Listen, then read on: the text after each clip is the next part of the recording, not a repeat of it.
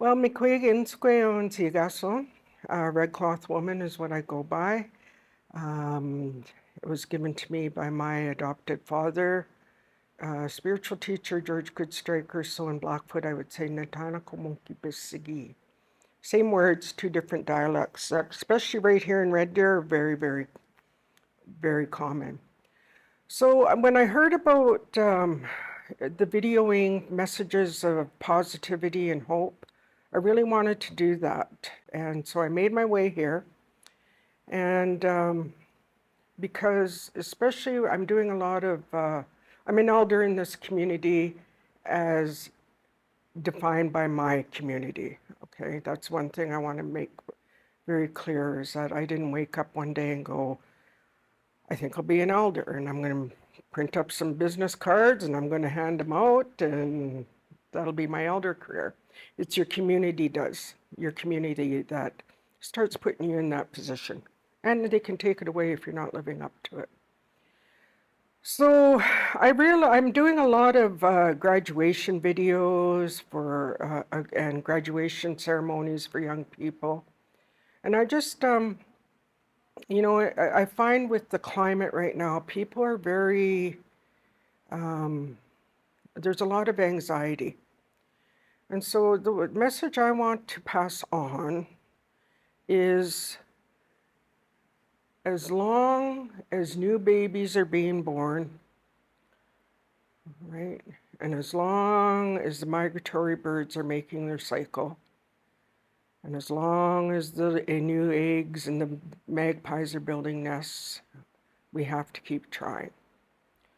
What I want my message to be is don't feel overwhelmed because you're just not sure right now.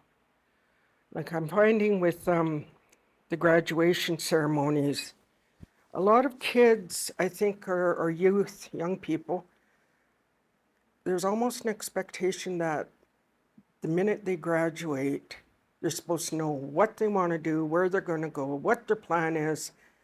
And based on my experience and my children's experience, don't feel you have to know it all right now. And it's fine if you don't.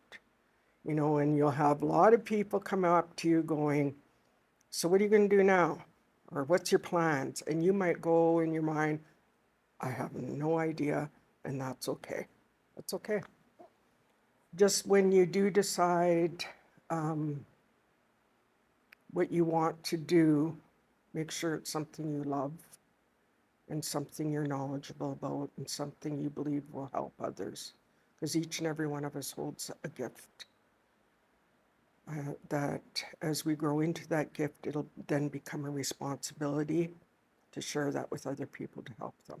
And I also want all of our youth, not just Indigenous, doesn't matter, at one time, doesn't matter who you are, where you come from, if it's Holland or Germany, or you had people that lived very, very close to the land, right? And I want you to know, always be proud of who you are. Okay, and we hear that, old people say that all the time. Be proud of who you are. And I mean it. Be really, really proud of who you are and that you've made it this far for a reason. And if it's an Indigenous way, be proud. Be proud because the blood in your body is the blood of this land and the blood of many, many people who sacrificed and lived a hard life. That's why you're here. That's why we're all sitting here today, because someone lived their life and very hard and made a sacrifice. My message of hope today is that love is the way. It comes right down to love. Doesn't matter who you are, what pronoun you use. It doesn't matter, especially in the Indigenous way. That pipe or that way of praying doesn't recognize gender. It recognizes spirit. And always, always stand with that in your heart. And be patient with us old people, and it takes, just like it's taken you time, it's going to take us time to figure things out and adjust so we can all live together in a good way. So, yeah, that's it. That's what I got.